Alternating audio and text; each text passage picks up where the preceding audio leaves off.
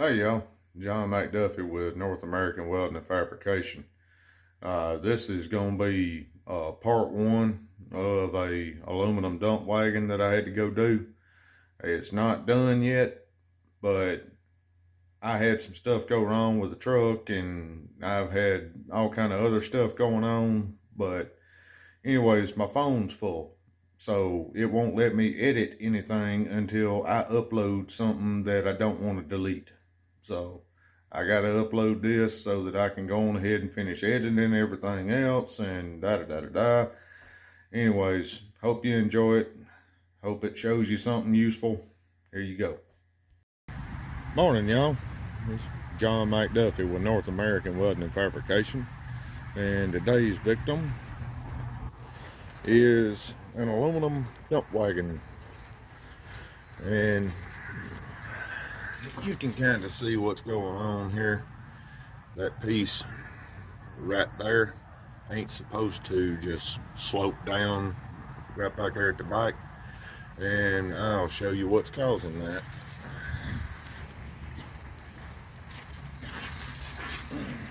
Get on up in here. For everybody who says aluminum don't rot, I'm gonna tell you, if you sandwich aluminum and steel right up against each other with no moisture preventing barrier, that's what you're going to end up with. That's the aluminum and the steel hate each other, so any amount of moisture, they're going to rot each other, and that's precisely what's going on here. So all that happened and made that chunk of the frame so weak that it couldn't support the weight of the bed anymore when you go to raise the bed, which caused all that to force downward and bend the bottom flange of the frame bed frame down. So what I get to do is get all them bolts out that are all nice and rotted and get the bed hinge assembly separated from the actual frame of the trailer. Then I'm gonna pick the bed up, get it supported, then I can get here and take this bed hinge assembly loose from the frame and assess the damage and the proper thickness of metal, go source some new metal, and come back and stick it all together. There's gonna be a lot of spool gun on this one. Pro tip time. Let's say you're dealing with a fastener that has a 1/2 inch head, or when it was new it had a 1/2 inch head, and now rust and everything has made it where it's not 1/2 inch anymore. It's generally smaller. So what you do is you go in your tool selection and you grab a 12 millimeter. 12 millimeter now fits, thanks to rust. Yay. Alright, getting this thing took apart here. That pin goes all the way over to the other side, and if you've ever worked on a piece of dump equipment like this, then you know exactly what I'm doing here. I got tired of swinging a hammer, and I ain't got a drive pin long enough and all that good stuff, so me and this come along, and that little sapling is going to pull this pin out. I done got her moving a good bit, so just go the rest of the way. Now, after chasing a loader man about halfway across creation and walking about 315,000.675 miles, here we are.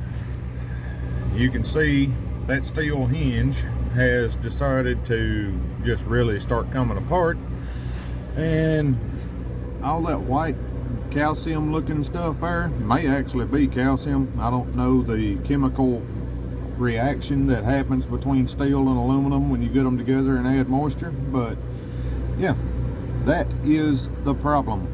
That has deteriorated this aluminum to the point to where it won't support the steel anymore, and the steel is only being supported in a couple little places where it's never supposed to really have load.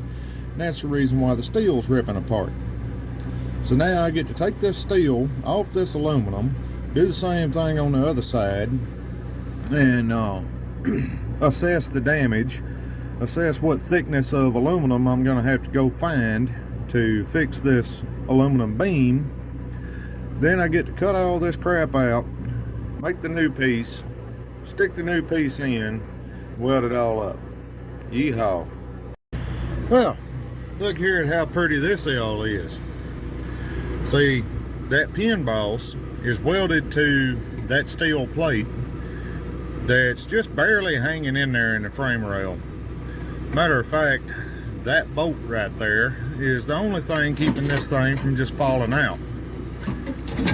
Like that, see?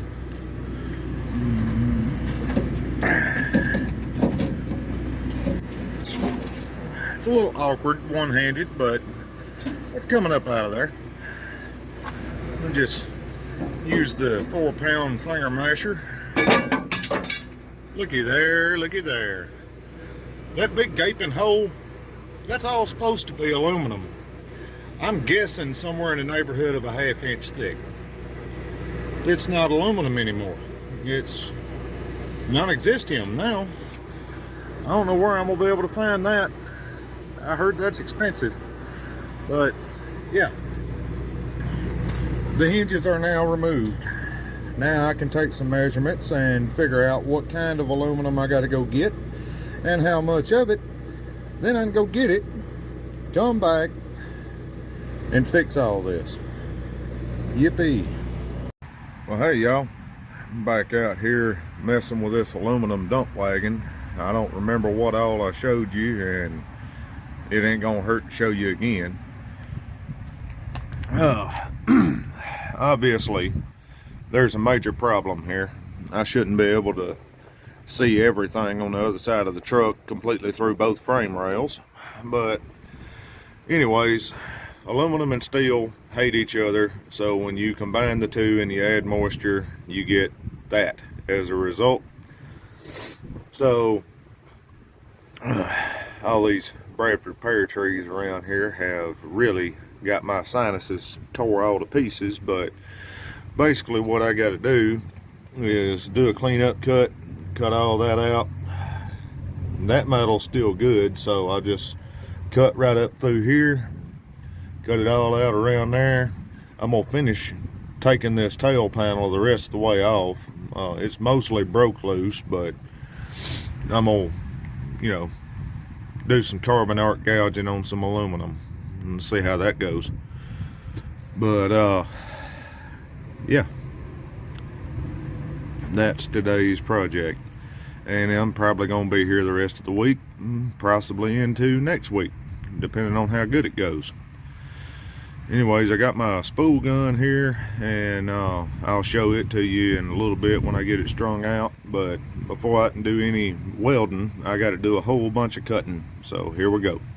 Alright, so if I ain't mistaken, I should be able to just cut that weld right there, and then let me turn that light on, do some trimming up through yonder, and this whole tail panel should just fall off pretty much. Hopefully I'm right. Anyways, I'm gonna try that new camera out, but I'm gonna set this phone up as a backup just in case I can't get the data from the new camera to transfer over and all that good stuff. So here we go. Alright, here we go. Let me just go on ahead and sit down here and start taking my shower of aluminum.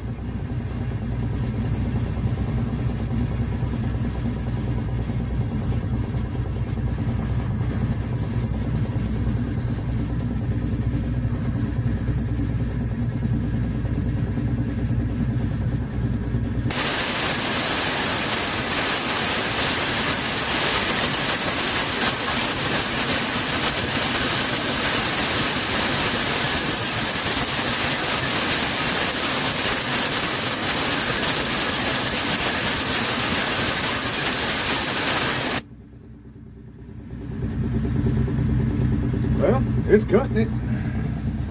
Looks like it cut it loose right there. Now I gotta head up there. things I get myself into. Yeah, I can fix it. Actually, no. I'm gonna wash that out from the outside. So, yeah, we got the inside cut loose. Let's go to the outside.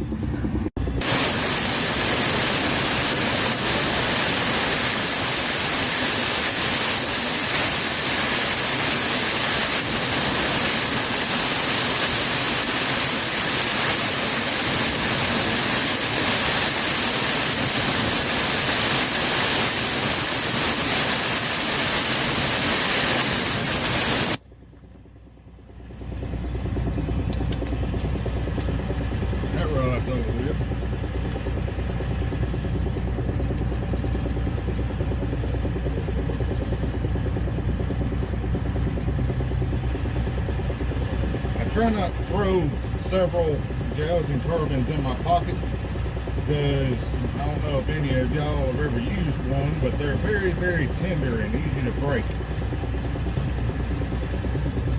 Ah, that was nice. I'm sorry.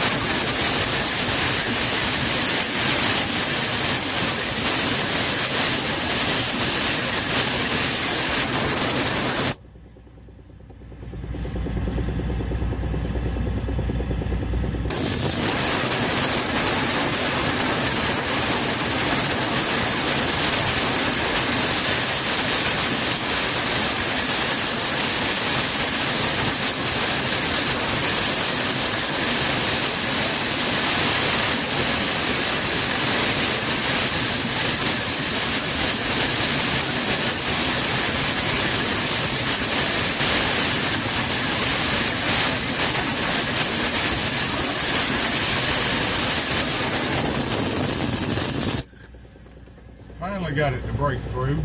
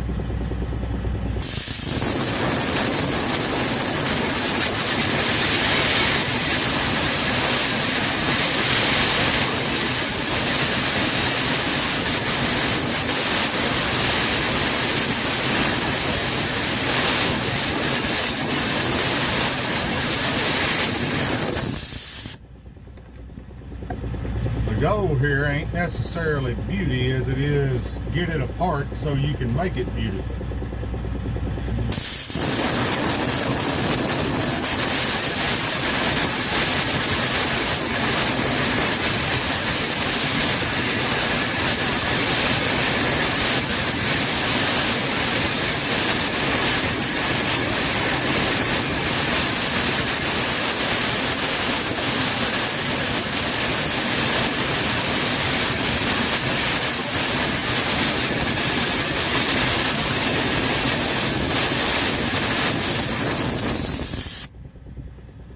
Alright, let's see if she'll come on out there now.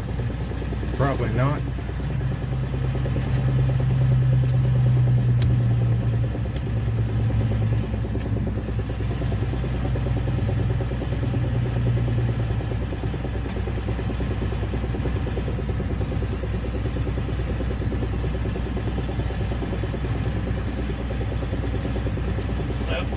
Got some right there.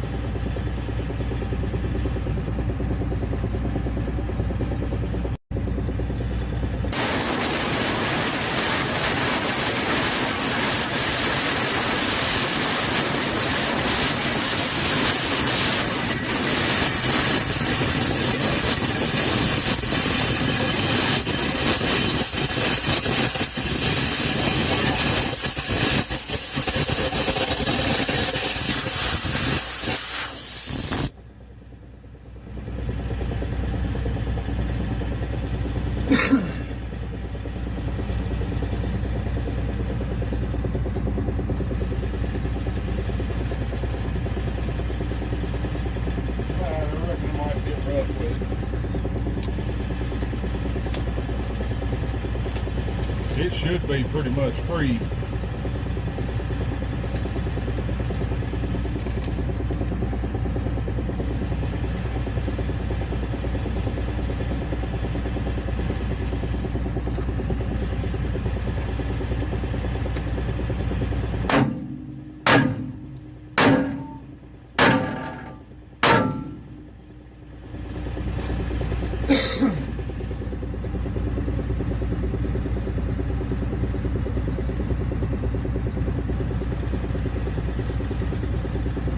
See if I'm missing something on the inside. I think I am.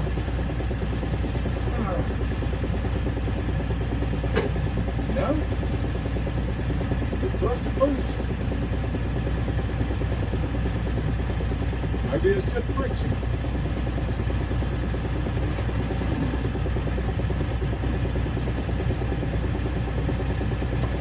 This might be lightning on the truck today.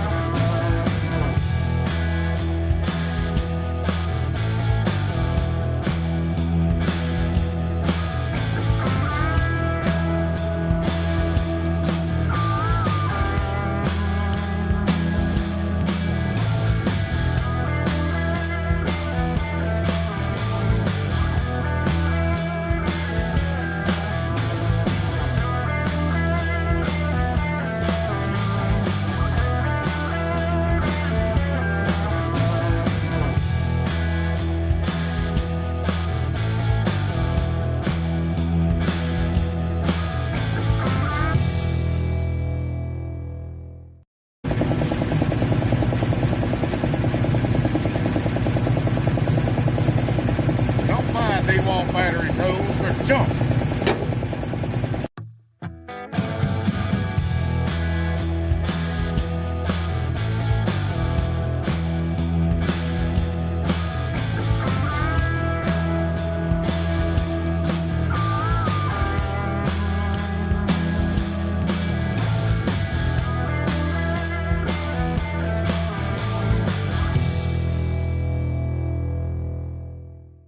Alright, so basically what I got going on here is I'm taking the saws off and just wiping the bottom side of that off, trying to get it as clean and pretty as I can get it.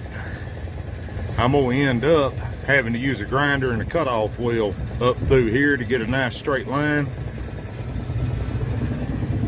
Same thing over there. So that's what's going on here. I got to get all this bad out of the way so I can put the good in. Alright, now that I'm waiting on batteries to charge, I'm going to just go on ahead and start laying out where I got to cut to put this plate. This plate is 13¼ wide by 15 3/8 long. So we go here on the frame and we butt right up there, measure down to here. All right, we're 15 1/4.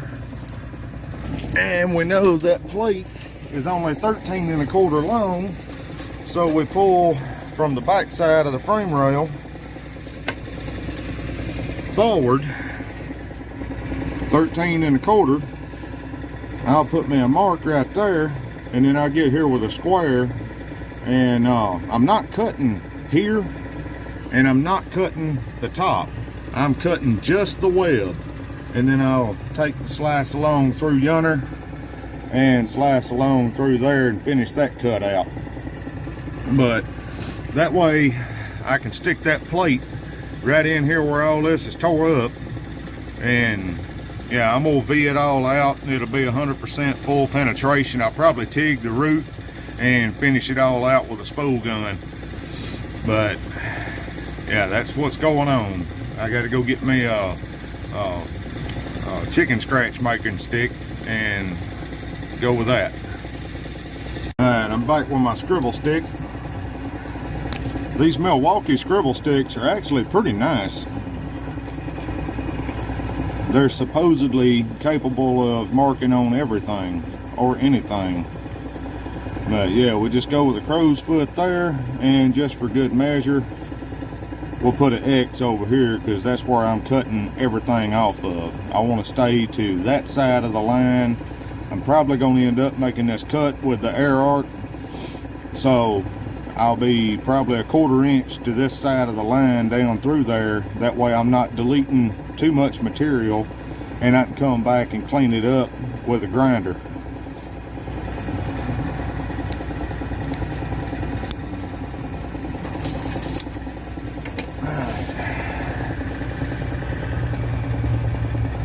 I'm gonna lay the square up there. Let me put y'all back in the tripod. Alright, now y'all are back in the tripod so you can see what I'm doing, and I got both hands to do it with. I'm just going to put the square where it lines up with that mark. Put me a line there, and then I can take and hold the square up because there's a roll down there at the bottom. If you've ever messed with a beam, you know what I'm talking about. If you hadn't, then I'm sorry, I can't explain it any better than it's kind of a lip there. So it don't let the square go all the way flush against the web until you get past that lip. And when you're marking with something as big around as a Milwaukee version of a Sharpie, then the diameter of that tip can throw your line way off. You can be a 1/4 inch off if you trusted that part of the pin and not the actual tip. But that's got this side marked. Now I can get to cutting on it. I really need these back tires out of the way. I'll probably end up deleting them later. I forgot to bring my 1-inch impact gun with me. Oh no, my 1/2-inch gun might do it. And what's going on here? Why ain't you focused? There. Sorry, don't know how long that was blurry, but now I got a line to cut off of, so here we go.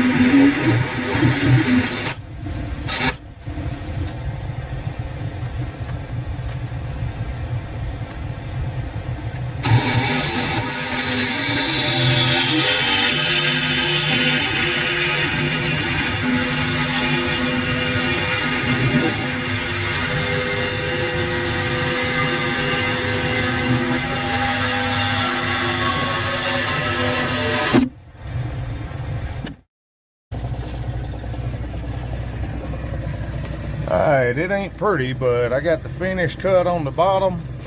Yeah, I left myself enough meat where I can just grind it down and make it a little better. The vertical cut is done. It's a little crooked. Again, gonna clean it up with a grinder. Now all I gotta do is cut the overhead part. And I'm probably just gonna air arc that.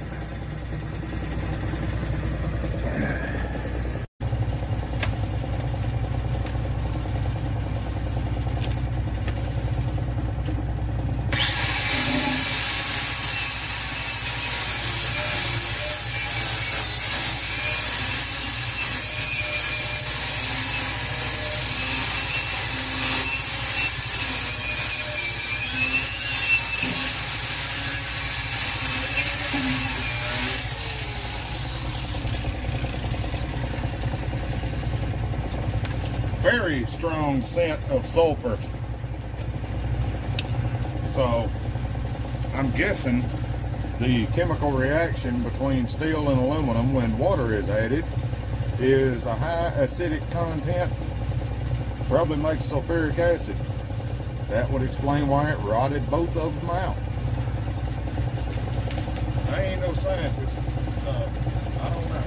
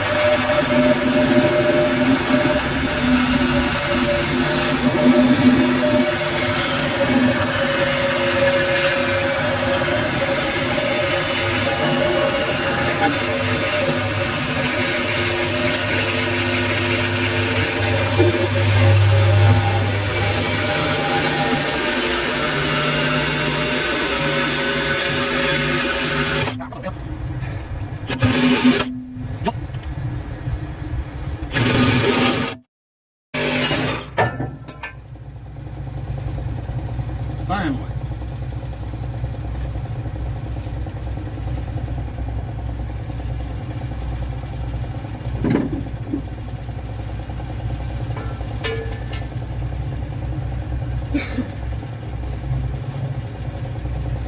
Well, obviously it's cut.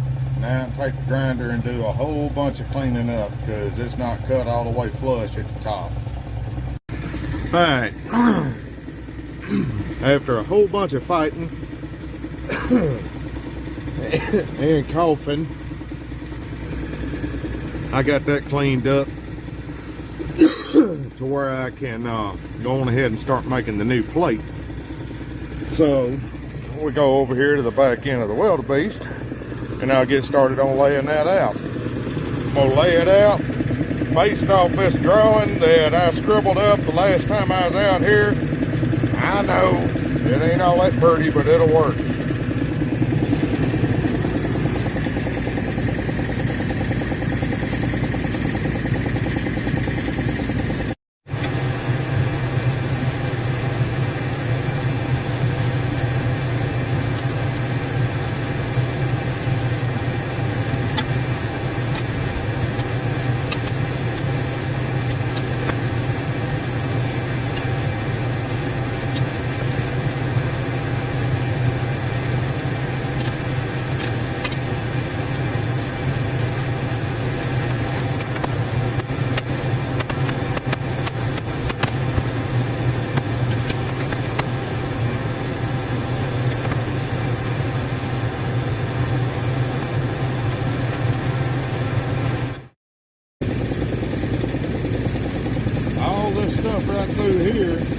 gonna be bolt holes.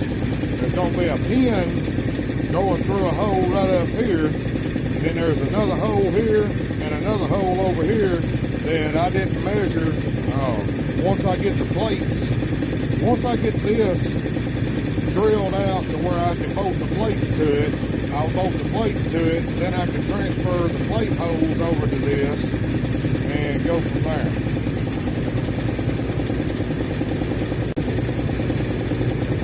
You only want to square off of one edge whenever you're doing something like this, and the reason being is this was saw cut. It's nowhere near square, nor is it to the correct dimension. So if you square everything off one edge, then your drawing ends up laid out on there squarely, and you can trim accordingly on the rest of it. Alright, so the parts that I waited 14 different forevers for just to finally get so I could come back out here today are completely wrong.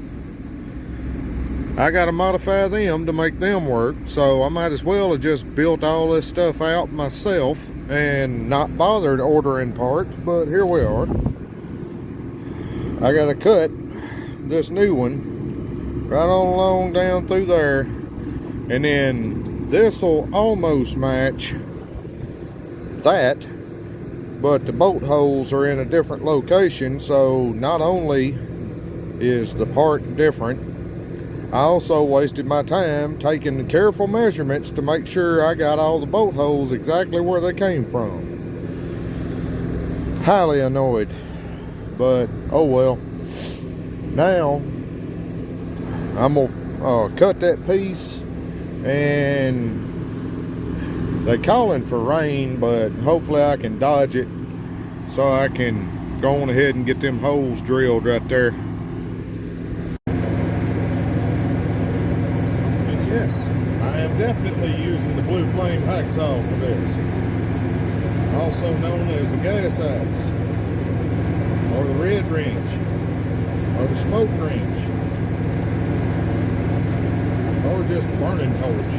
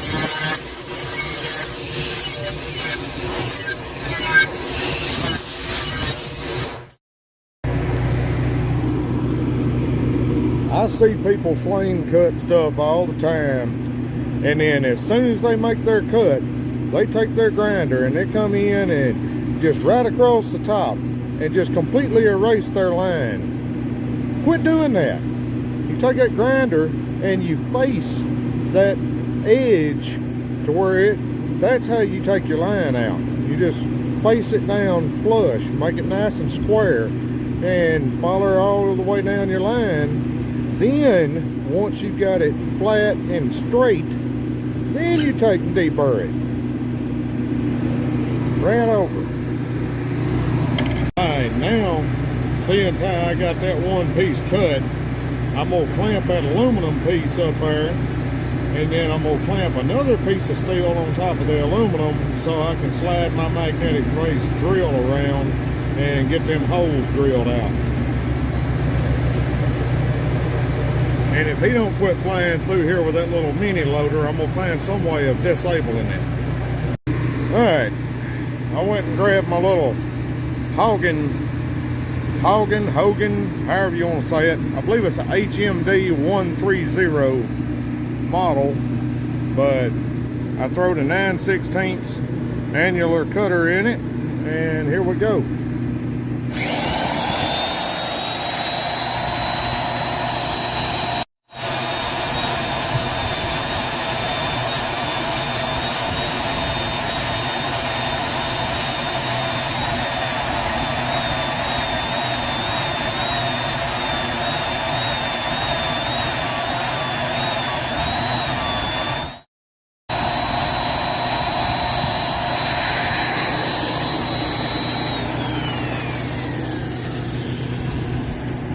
And there we have it.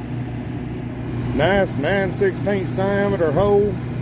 That's in freedom units, fractions, imperial, bananas if you're Curtis from Cutting Edge Engineering. But yeah, nice hole. No, well, it left a little burr down there, but that ain't no big deal. Now I just got to do it 1, 2, 3, 4, 5 more times, and then I can move on to the next thing. All right, so these 3 holes are going to be a little different. This plate is also made different from the plate that it's supposed to replace.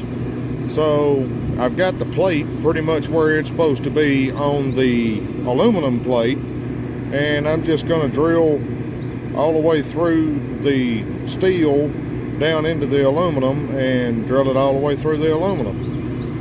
I'm going to do that with all of the bolt holes that are in this plate.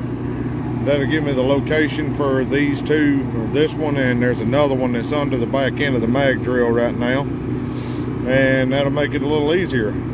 So here we go.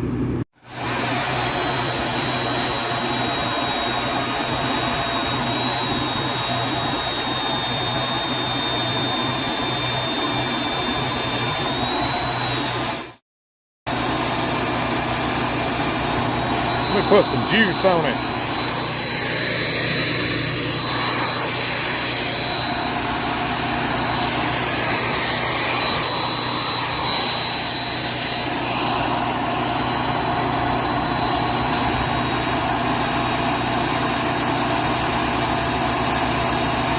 Little lubrication goes a long ways.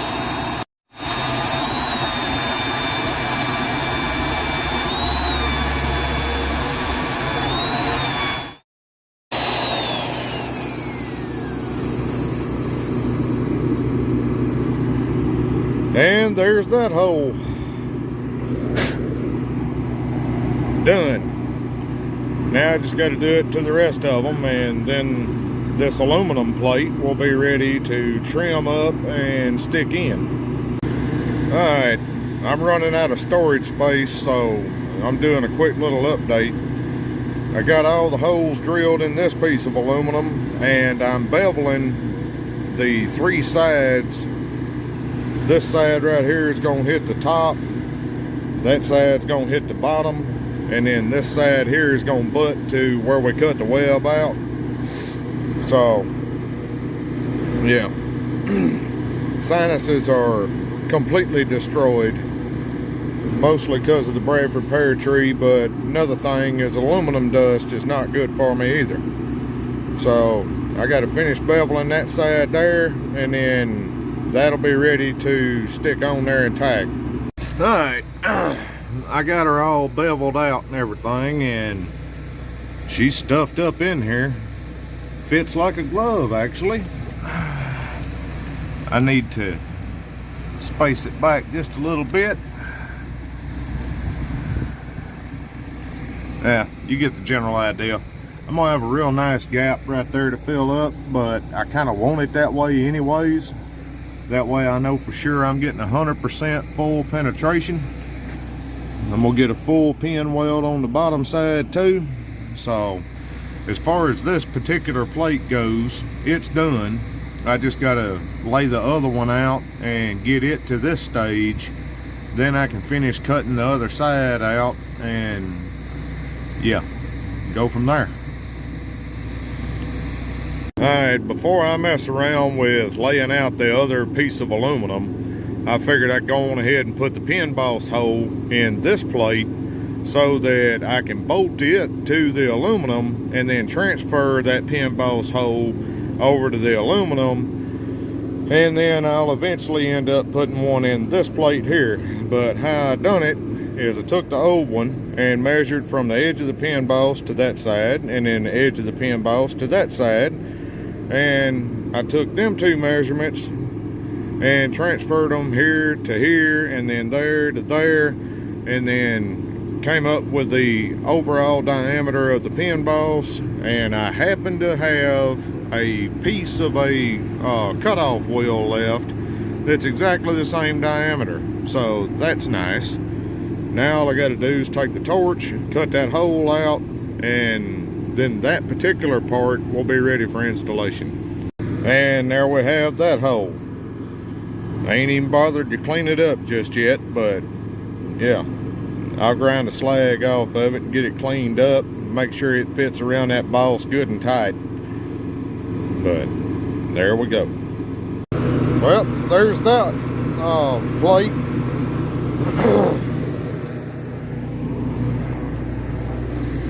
And as you can see, it fits that pin boss just real nice.